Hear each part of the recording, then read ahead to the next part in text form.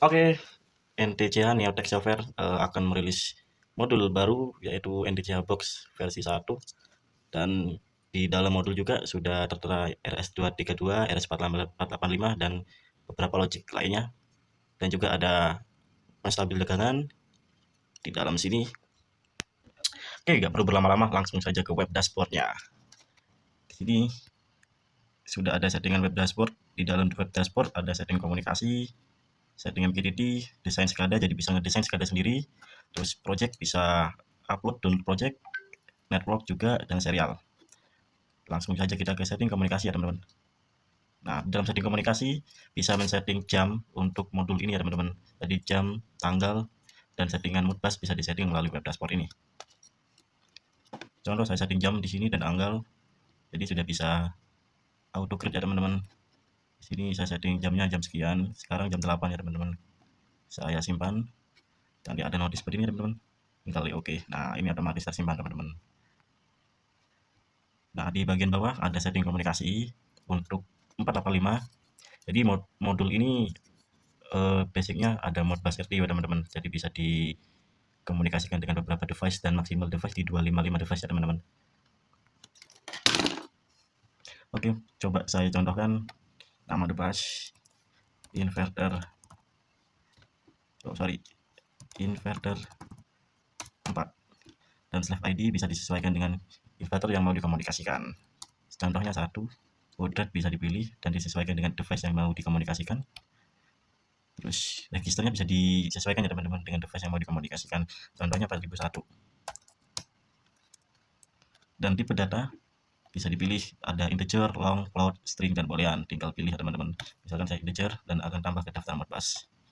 Nah, di sini device berhasil ditambahkan. Oke. Nah, sudah tertera di sini ya teman-teman, tadi yang inverter 4 dengan slave ID 1, register 4001 dengan baud sekian, dan tipe data. Jadi di sini juga bisa ekspor dan import teman-teman, terus langsung diperubah di sini dengan simpan perubahan juga bisa ya teman-teman. Oke, kalau sudah selesai, coba kita kembali ke dashboard pertama. Nah, kita coba di bagian setting MQTT. Nah, di setting MQTT ada settingan server MQTT sendiri teman-teman. Contohnya 127.0.0.1 dengan server-server biasanya. Terus QoS ada QoS 2, tinggal dipilih teman-teman, tinggal disimpan. Oke, dia akan menyimpan servernya sendiri teman-teman. Nah, di sini ada MQTT subscribe dan publish. Jadi misalkan topik datanya saya ambil di data. Dan tinggal pilih teman-teman mau dipublish atau di subscribe. Jadi misalkan kalau saya publish, saya tambah. Nah, dia akan muncul di bagian topik dan tipenya publish. Di sini ada data groups itu untuk menggabungkan semua komunikasi ya teman-teman. Misalkan saya G1 inverter dengan trigger variabel di 4001. Nah, pilih topik, tinggal pilih teman-teman. Nanti topik yang ada di atas akan tampil di bagian list pilih topik itu ya teman-teman.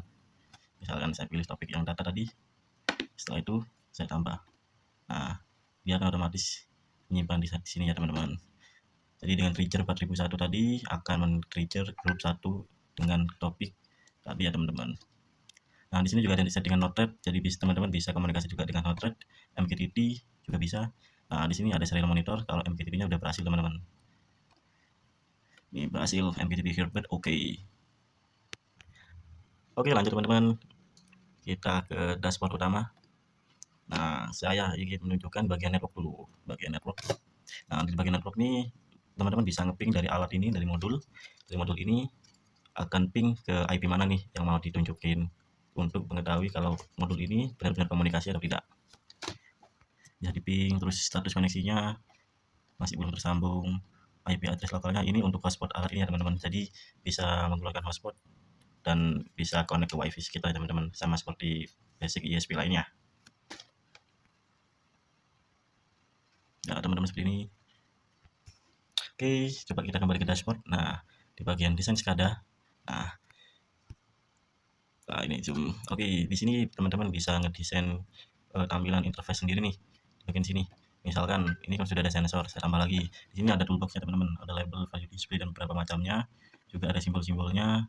Terus teman-teman juga bisa export dan save JSON dan tipenya JSON ya teman-teman. Juga bisa di SPFS gitu teman-teman. Terus teman-teman juga bisa ambil gambar dari sini misalnya teman-teman. Oke. Nah, teman-teman juga bisa taruh di hosting teman-teman sendiri nih. Jadi hosting teman-teman untuk apa? Tinggal diketik di sini, terus di connect. Nah, otomatis desain yang ada di sini akan kesimpan ke hosting teman-teman. Kalau itu hostingnya sudah alamannya benar, teman-teman. Saya contohkan, saya tambah value display teman-teman di sini. Nah, di sini ada value.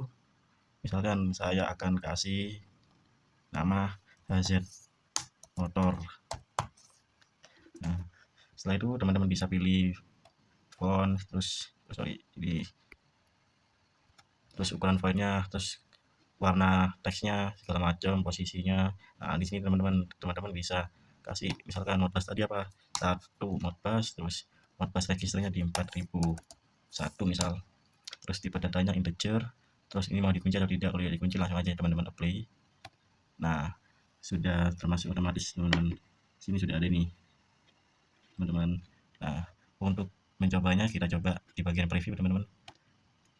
Nah, otomatis dia akan menyalakan ini teman-teman, seperti itu teman-teman.